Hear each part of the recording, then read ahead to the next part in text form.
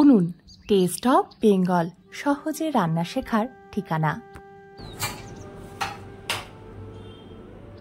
আমি পায়েল সরকার, শুরু করছি আজকের রান্না। আজ রান্না করছি শুক্তো ডাল। এই গরমে সুস্থ থাকতে পাতের প্রথমে থাকুক এরকম একটা স্বাস্থ্যকর খাবার। এই শুক্তো ডাল রান্নার জন্য আমি এখানে 1 কাপ মুসুর ডাল নিয়েছি। আপনারা আপনাদের পছন্দ মতো মুগ ডাল, মটর ডাল, অড়হর ডাল, ছোলার ডাল, যেটা আপনাদের পছন্দ যে কোনো ডালই নিয়ে নিতে পারেন। সবজির ক্ষেত্রেও আপনারা আপনাদের পছন্দ মতন সবজি যোগ করতে পারেন বা কোনো সবজির পরিবর্তনও করতে পারেন। তবে যেহেতু এটা শুক্তো ডাল, তাই কিন্তু উচ্ছে আর সজনে ডাঁটাটা বাদ দেবেন না, এতে করে পারফেক্ট শুক্তো ডাল হবে না। এই কথাটা বলতে গিয়ে আমার অন্য একটা কথা মনে পড়ে গেল। অনেকদিন আগের কথা, আমি শুক্তো রান্না করছি, সমস্ত সবজি যখন কেটে ফেলেছি তখন দেখি ঘরে আমার উচ্ছে নেই। তখন কি করব, আমি কিভাবে শুক্তো রান্না করব? তেতো ছাড়া শুক্তো তো রান্না করার অসম্ভব ব্যাপার হয়ে যাচ্ছে। তখন জানেন তো আমি কি করেছিলাম? বাড়িতে একটা নিম গাছ ছিল, সেই নিম গাছের পাতা, কচি পাতা দিয়ে আমি শুক্তো রান্না করেছিলাম। আমি আলু, পেঁপে, রাঙা আলু, উচ্ছে কেটে ডালের মধ্যে প্রেসার কুকারে দিয়ে দিলাম। একসাথে সবজি আর ডাল ধুয়ে নেব। সজনে ডাঁটাগুলো খুব কচি, তাই আমি প্রেসার কুকারে দিচ্ছি না, আলাদা করে ভেজে নেব।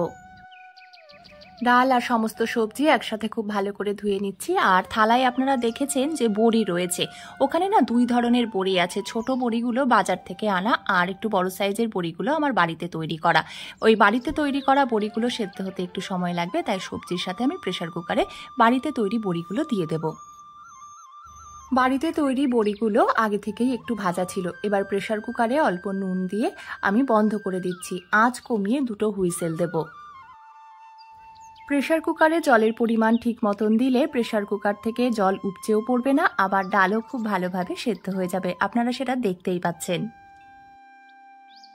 বাজারের তৈরি বড়ি আর বাড়িতে তৈরির বড়ির মধ্যে আকাশ পাতাল পার্থক্য থাকে। বাড়িতেও যে খুব সহজে বড়ি আপনি বানিয়ে নিতে পারেন, সেই ভিডিও আপনারা ডেসক্রিপশন বক্সে পেয়ে যাবেন। কড়াইতে আমি 1 চা চামচ তেল গরম করে তার মধ্যে সামান্য নুন দিয়ে দিলাম। এবারে সজনে ডাঁটাগুলো ভেজে নিচ্ছি। আমি বিভিন্ন রেসিপির সাথে সাথে আপনাদের কাছে একটা বার্তাও পৌঁছে দিয়ে থাকি। খাবার এবং জলের অপচয় করবেন না, খাবার ভাগ করে নেবেন, এতে আনন্দ বাড়ে, ভালোবাসাও বাড়ে। সজনে ডাঁটার সাথে যে বড়িগুলো আমি ভেজে নিচ্ছি, এইগুলো বাজার থেকে আনা বড়ি। বড়ি খুব কড়া ভাজা আমি একদমই খেতে পছন্দ করি না। আমার মনে হয় বড়ি কড়া করে ভাজলে বড়ির স্বাদ থাকে না। অবশ্য সেটা বাড়ির বড়ির ক্ষেত্রে, বাজারের বড়ি আমাদের কমই খাওয়া হয়। বাজারের বড়ি যারা নিয়ে আসেন তাদের কিন্তু আমি দেখেছি কড়া করে ভেজে থাকেন। বড়ি আর সজনে ডাঁটা ভাজা হয়ে গেলে তুলে রাখছি। তারপর কড়াইতে আমি ফোড়নে দিয়ে দিলাম তেজপাতা আর দিয়ে দিচ্ছি রাঁধুনি। উনুন টেস্ট অফ বেঙ্গল সবসময় চেষ্টা করে আপনাদের কাছে খুব সহজ পদ্ধতিতে বিভিন্ন ধরনের রান্না পৌঁছে দেওয়ার। তাই চ্যানেলটি এখনও যারা সাবস্ক্রাইব করেননি তাদের বলবো চ্যানেলটিকে সাবস্ক্রাইব করে বেল আইকনে গিয়ে অল নোটিফিকেশনটা অন করে নিন। আমি ফোড়নে দিয়ে দিয়েছি কাঁচা লঙ্কা আর শুকনো লঙ্কাও। এবারে এর সাথে আমি ভেজে রাখা বড়ি আর সজনে ডাঁটাও দিয়ে দিলাম। প্রেসার কুকারের ঢাকনা আমি সাথে সাথে খুলিনি, আমি বেশ কিছুক্ষণ পরে খুলেছি। আর আপনারা দেখতেও পাচ্ছেন যে ডাল কতটা ভালোভাবে সেদ্ধ হয়েছে। ডালের মধ্যে আমি দিয়ে দিলাম 1/2 গ্লাস মতন উষ্ণ জল। অনেক সময় তাড়াহুড়োয় উষ্ণ জলের ব্যবহার করা হয় না, নর্মাল জলই আমরা দিয়ে থাকি। তবে আপনাদের জন্য বলে রাখছি, যে কোনো রান্নায় গরম জল ব্যবহার করলে রান্নার স্বাদ অনেকখানি বেড়ে যায়।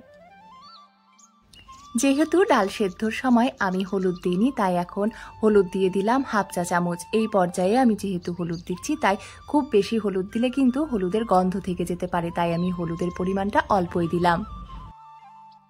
রান্না করতে করতে আমার গ্যাসের সিলিন্ডার ফুরিয়ে গেছে। আমি তাই ভাবছি যে কি ব্যাপার, ডাল কেন ফুটছে না। দেখি গ্যাসের সিলিন্ডার ফুরিয়ে গেছে, তাই আমি তাড়াহুড়োয় এখন কড়াইটা নামিয়ে ইন্ডাকশনে বসিয়ে দিয়েছি। ডাল ফুটে উঠেছে, আমি ঢাকা দিয়ে ডালটা ফুটিয়ে নিচ্ছি, কারণ এতে করে সজনে ডাঁটা আর বড়িগুলো সেদ্ধ হয়ে যাবে। শুক্তো ডালে আপনারা চিনি দিতে না চাইলে দেবেন না, তবে আমি যেহেতু সব রান্নাতেই মোটামুটি চিনির অল্প ব্যবহার করে থাকি, তাই এখানেও 1/2 চা চামচ চিনি দিয়েছি। এই শুক্তো ডালের ঘনত্বটা হবে মাঝামাঝি পর্যায়ের, অর্থাৎ খুব ঘনও হবে না, আবার একেবারে জলের মতো পাতলাও হবে না। এই গরমে, এই ভ্যাপসা গরমের অস্বস্তি কাটাতে পাতে এইরকম একটা স্বাস্থ্যকর খাবার কিন্তু আমাদের খুবই দরকারি। তাই রেসিপিটি আপনারাও একদিন ট্রাই করুন আর আমাকে অবশ্যই জানাবেন যে আপনাদের কেমন লেগেছে। আর হ্যাঁ, রেসিপিটা ভালো লেগে থাকলে আপনাদের বন্ধু বান্ধব প্রিয়জনের সাথে কিন্তু শেয়ার করতে ভুলবেন না, কারণ শেয়ারিং ইজ কেয়ারিং। আপনাদের জানাই অনেক ধন্যবাদ। আপনারা সুস্থ থাকুন, ভালো থাকুন, আনন্দে থাকুন।